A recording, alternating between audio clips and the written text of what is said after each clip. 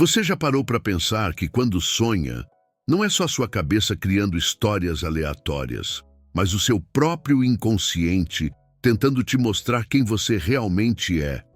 Sem maquiagem, sem pose, sem desculpas. É duro, mas é isso. Os sonhos não têm pena da gente.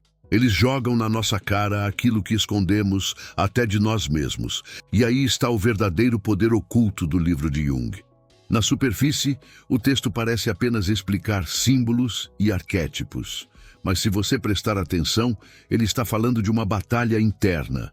A luta entre o que mostramos e o que escondemos. Entre a máscara social, que Jung chamava de persona, e a sombra, aquele depósito de tudo que rejeitamos em nós.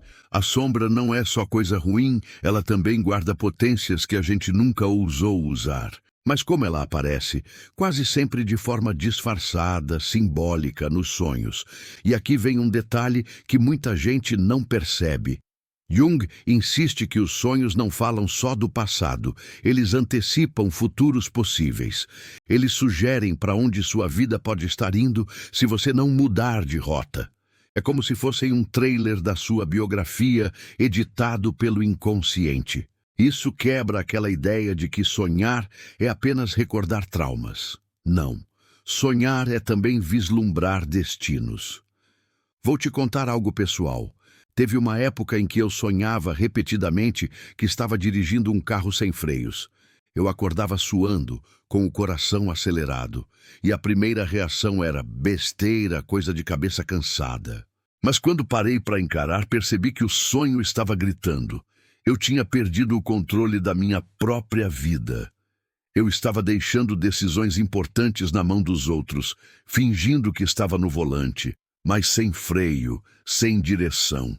Foi doloroso admitir isso, mas foi também libertador. Se eu tivesse ignorado, talvez ainda estivesse naquele mesmo ciclo de auto-engano. Esse é o tipo de recado oculto que Jung dizia.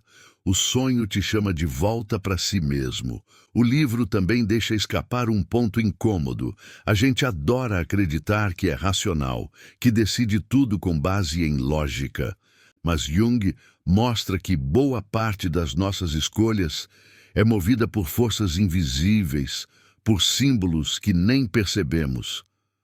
Quando você escolhe um parceiro, quando se apaixona, quando briga, quando se sente vazio, muitas vezes é um arquétipo atuando ali. A grande mãe, o herói, a sombra. Você acha que é você decidindo, mas na verdade são imagens ancestrais comandando o espetáculo nos bastidores. Outro ponto que passa batido. Jung descreve o inconsciente não como algo fora da gente, mas como parte da natureza. Assim como não entendemos o universo inteiro, também não entendemos a psique inteira. Ou seja, negar o inconsciente é tão absurdo quanto negar que existem estrelas que ainda não conseguimos ver. Essa humildade diante do desconhecido é uma das mensagens mais radicais do livro. E poucas pessoas realmente encaram isso. Porque assumir que há forças dentro de nós que não controlamos dói no ego.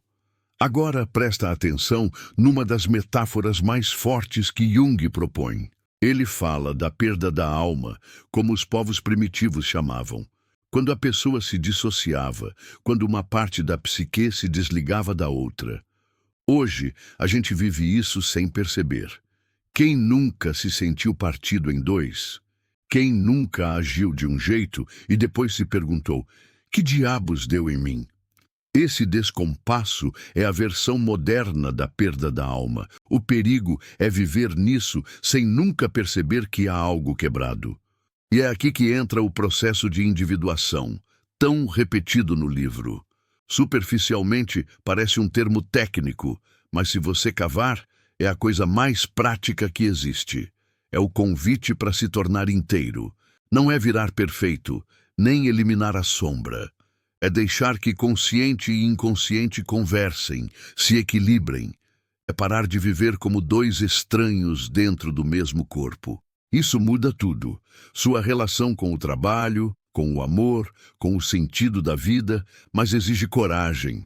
Coragem de encarar símbolos que às vezes assustam. Pensa nisso. Quando um símbolo aparece num sonho, ele raramente tem um único significado.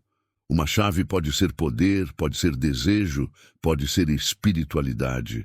A tentação é querer uma resposta pronta. Mas Jung nos força a ficar no desconforto, a perguntar: por que essa imagem e não outra? Essa pergunta abre um abismo, porque ela revela que o inconsciente não fala em clichês. Ele fala numa língua própria, íntima, feita sob medida para cada um. É um convite para olhar para dentro sem atalhos. E aqui eu vou abrir de novo. Já sonhei que estava numa casa em ruínas, tentando arrumar os móveis como se fosse possível viver ali.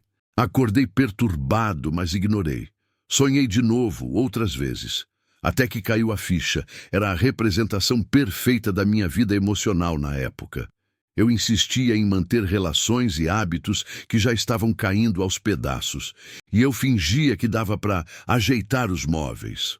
Quando encarei, consegui sair de ciclos que estavam me destruindo. Não foi agradável, mas foi real.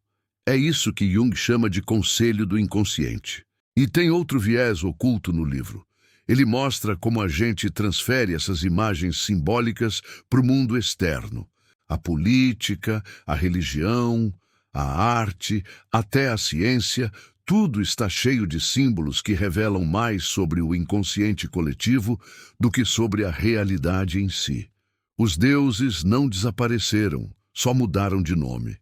Hoje, eles aparecem na forma de ideologias, marcas, ídolos pop. E continuamos servindo a eles, muitas vezes sem saber. Jung cutuca essa ferida.